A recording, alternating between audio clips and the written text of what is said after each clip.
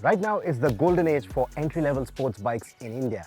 With motorcycles like these, the competition is actually getting hotter than the weather right now. And if you are a thrill seeker, a motorcyclist looking to step up, you want to snag that bike which has the guts, the nimbleness, a bit of that razzle-dazzle, all without having to sell your kidneys. And one of these is going to be on your radar. So which one will it be? Let's find out. Stepping into the ring are these three absolute belters, each with a heart that beats with a twin-cylinder rhythm. A Kawasaki Ninja 500, the Aprilia RS 457 and the Yamaha YZF-R3. They all come with legacies, each with a story to tell and a promise to keep. So what happens when you pit them against each other? Sparks fly, of course. Strap in, folks. This is the story you have been waiting for. Let's kick off with their design and form factors. The Ninja 500.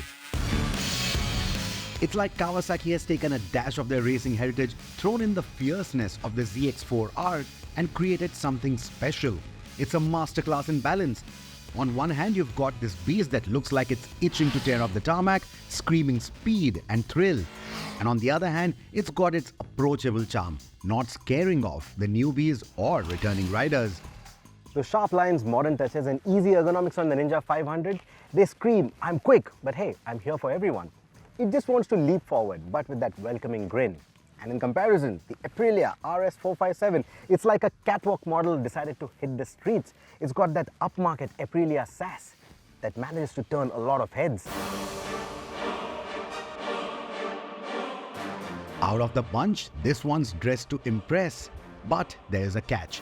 While it looks the part, some bits like the paint and the switchgear don't quite match up to the Ninja 500's quality. But the overall quality of plastics is so much better on the Aprilia. So it's a bit like wearing a designer suit with off-brand shoes. Still fabulous, but not top-notch in every detail. And then we have the Yamaha R3.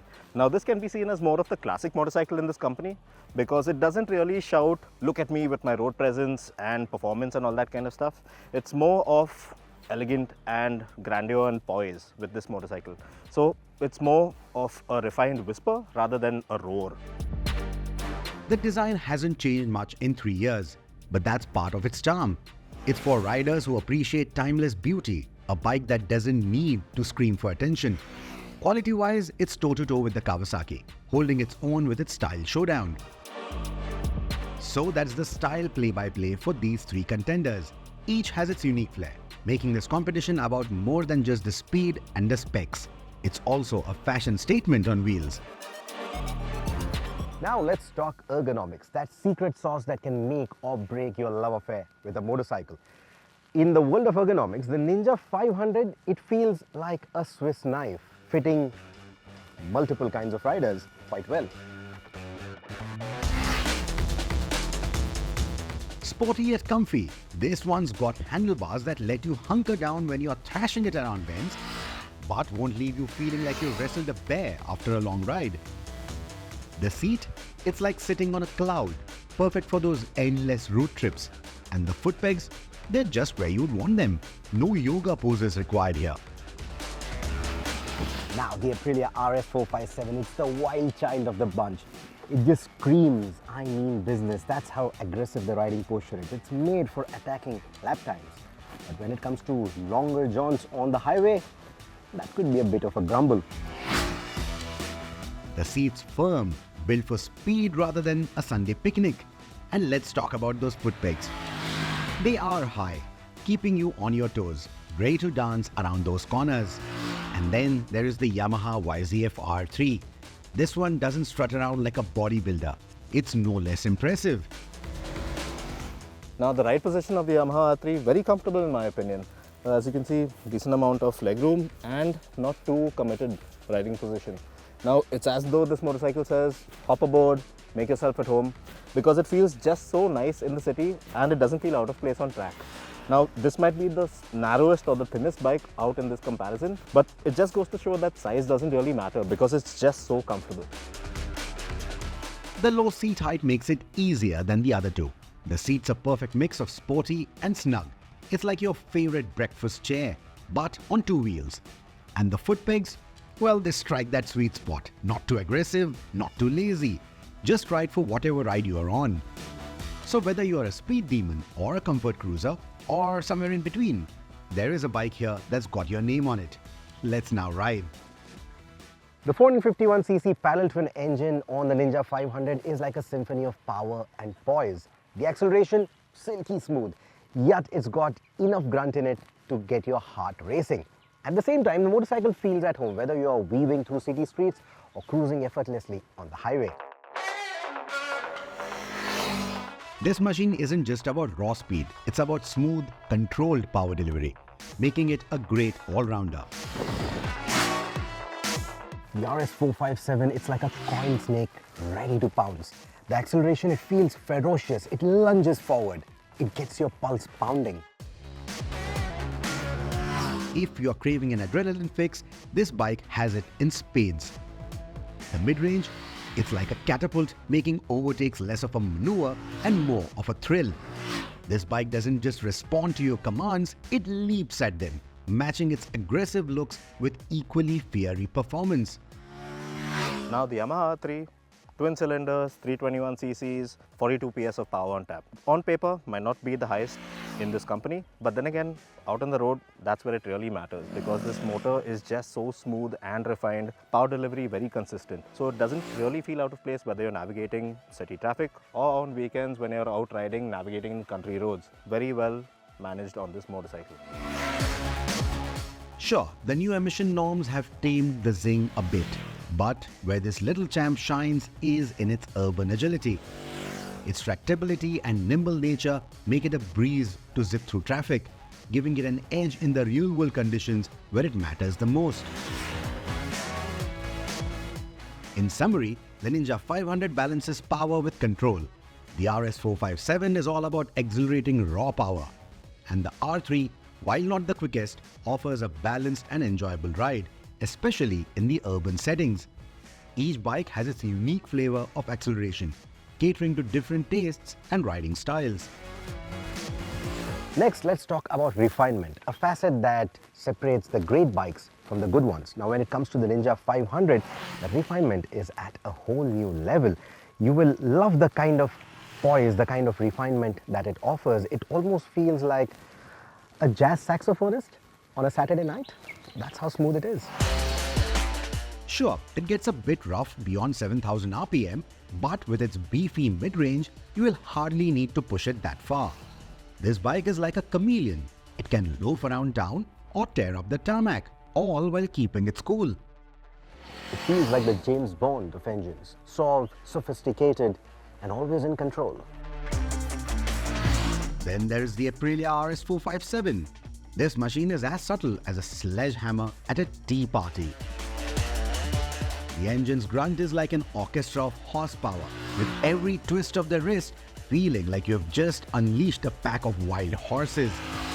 It's the kind of bike that stirs your soul and gets your heart racing, perfect for those who want their ride to feel like a symphony of speed. Oh, and on the go, it also sounds better than the other two. Now, although this Yamaha engine has been around for a while in the R3, well, it appears to have aged quite well in this particular company as well, because, well, first and foremost, it is smooth and refined as I mentioned before, but it is quite tractable as well. The only thing it seems to be lacking is that instant power delivery, because it doesn't rev as quickly as it does with these other two machines. Whether you're weaving through city streets, cruising on the highway, or tearing up the track, it's consistently friendly. It's the perfect stepping stone if you're moving up from a smaller ride.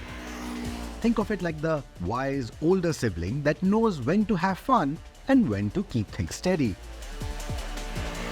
If you're graduating from a 100 or 125cc motorcycle, the R3 is going to be your buddy. But if you're coming from something sprightlier, a 200 or 250cc motorcycle, and you fancy the idea of having twin-cylinder engines, it's going to be the Ninja 500 or the Aprilia RS-457, which are going to be more your speed. It all boils down to what kind of dance you want to do on tarmac. Let's take a break and talk brakes. The ones on the Ninja 500 are so good, they give you the kind of stopping power that lets you flirt with the laws of physics, knowing there's a safety net ready to catch you. Pushing the limits feels a bit safer on this beast. The Aprilia RS-457 is a bit of a mixed bag in the braking department. Sure, it stops when you ask it to, but it's like having a conversation where the other person's just not getting your jokes. It's missing that extra oomph of the Ninja. On the track, you'll find yourself yearning for more as the brakes start to show their limits. Road riding, not too shabby, but honestly, I have had a few heart-in-the-mouth moments. But the ABS is quite intrusive and you'll often feel the pulse in the lever, increasing the braking distance, especially when you don't want it to. If you're planning on being the king of the hills and bending corners like Beckham, you want to invest in fancier stopping kit. But I hope the ABS doesn't continue playing the spoil sport even after you've spent on fancier braking. The R3 is the calm one in the group when it comes to braking. Perfect for everyday ride, the brakes might leave the thrill seekers wanting just a tad bit more bite. But the silver lining, it's easier to manage while trail braking than the other two. So for everyday heroics, it's got your back.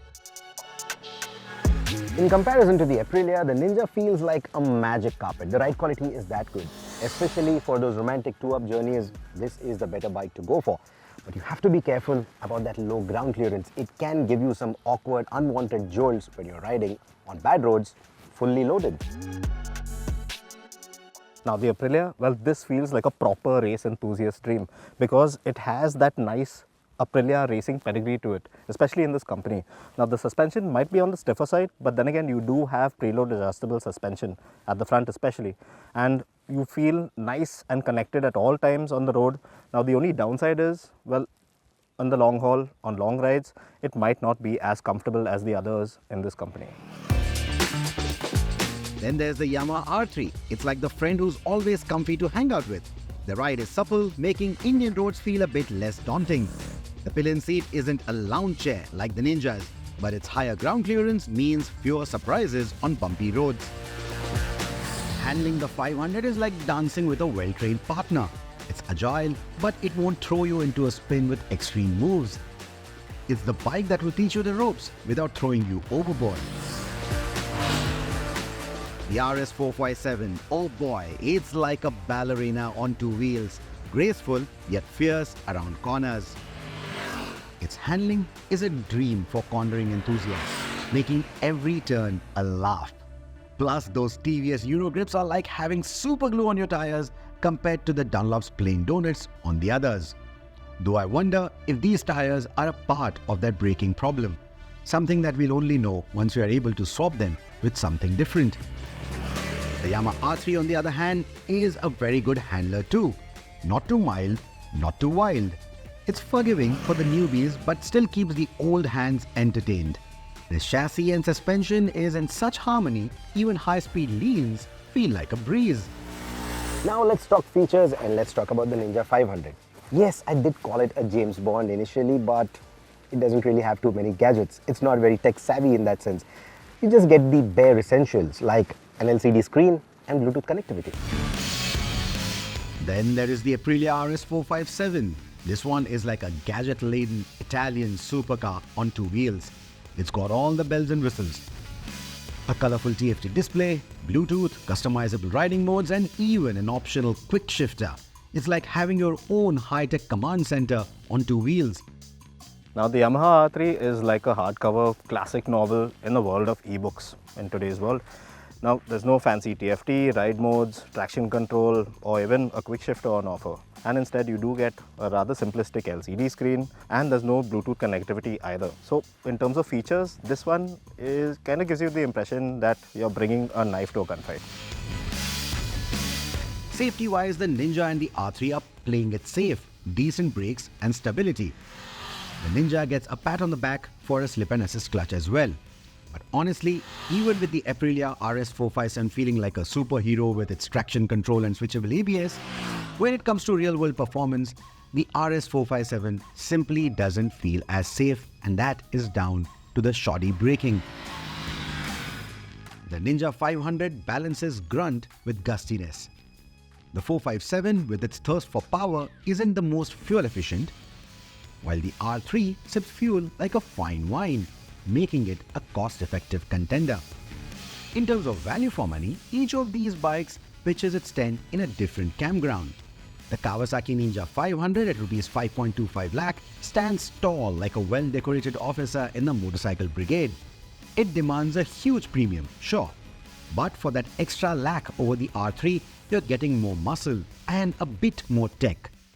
It's like paying for a first-class ticket. If you appreciate the extra legroom and the added comforts, you'll see the value. Then there is the Yamaha YZF-R3, priced at Rs 4.65 lakh. It's like a classic rock album.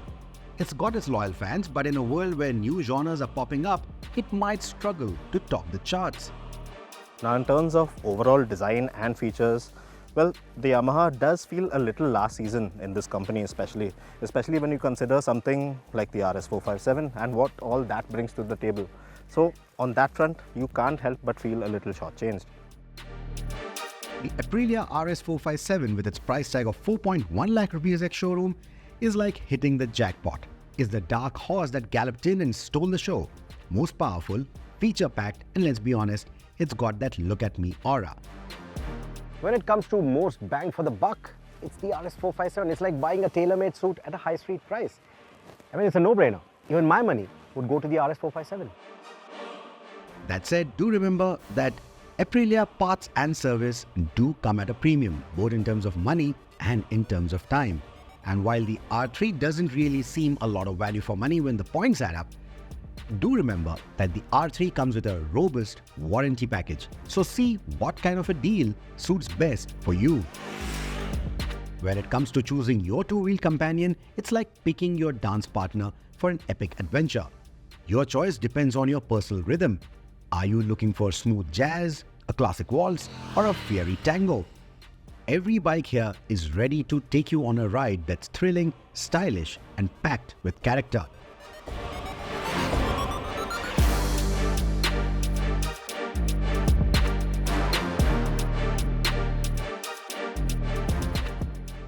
So as the points tally, it is the RS457 that emerges the leader of this two-wheeled party.